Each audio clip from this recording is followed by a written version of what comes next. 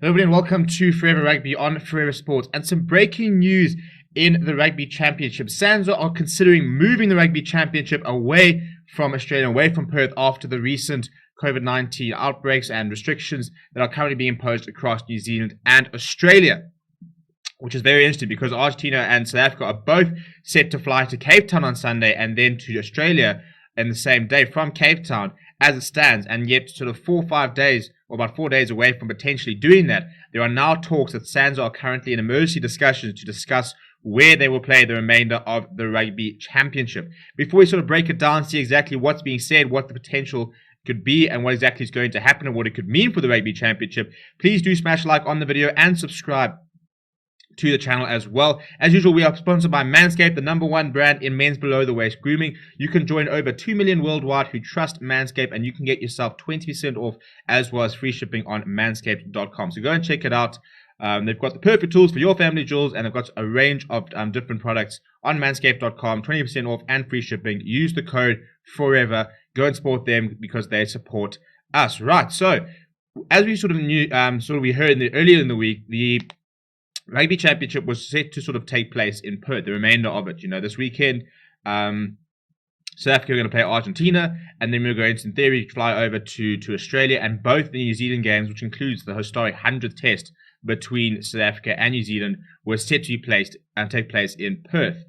However, with the sort of COVID-19 concerns currently in New Zealand and Australia, we saw that New Zealand is going into a nationwide lockdown after a case there. I think they grew up to about 21 cases or something, but their vaccinations aren't doing particularly well in New Zealand. They're fully vaccinated less than 1 million people. And now there are growing issues about the hosting the game in Perth itself, where, according to the report, Western Australia Premier Mark McGowan has said that it might not be able to sort of host these games. And as a result, SANZAAR are looking at moving the remaining games of the Rugby Championship elsewhere. And there's a couple of options, and one of them includes bringing the Rugby Championship to South Africa, which in my opinion makes probably the most sense. Because if they were willing to say, we must go over there and play 2 games in Australia, 2 games in New Zealand, why can they not come to South Africa and play their games here if we can guarantee that they can arrive here, they can be in quarantine, they can have bubbles and stuff like set up.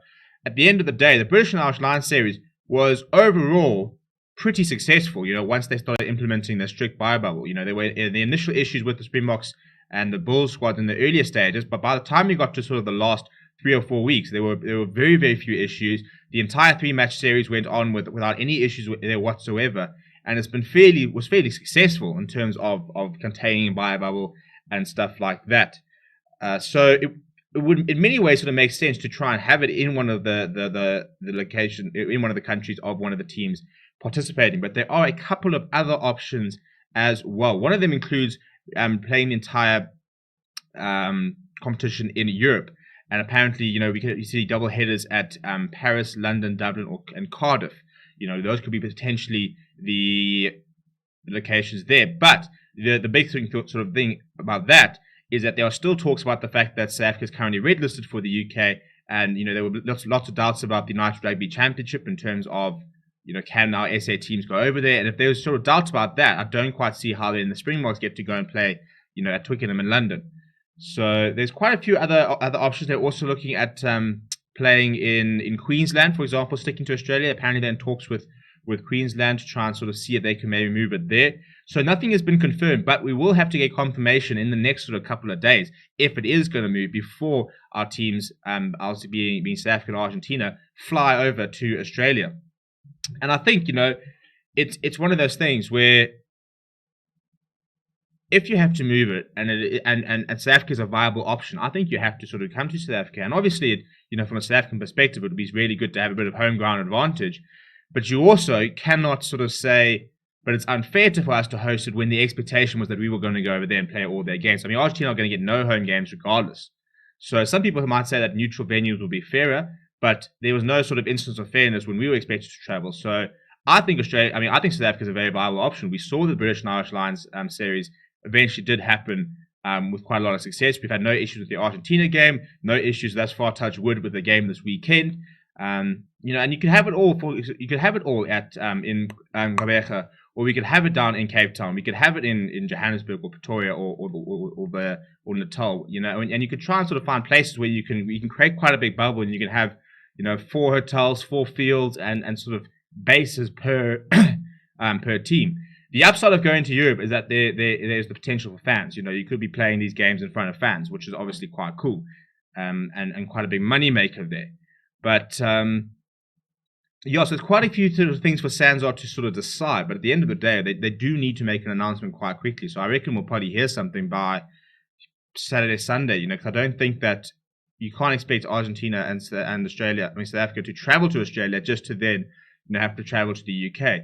There obviously are still quite a few issues even with that. For example, talks that Australia and New Zealand will have to fly via Singapore in order to be able to go to the UK then. We don't know what would happen with South Africa and Argentina in terms of their quarantining coming from South Africa going towards the UK or going to France.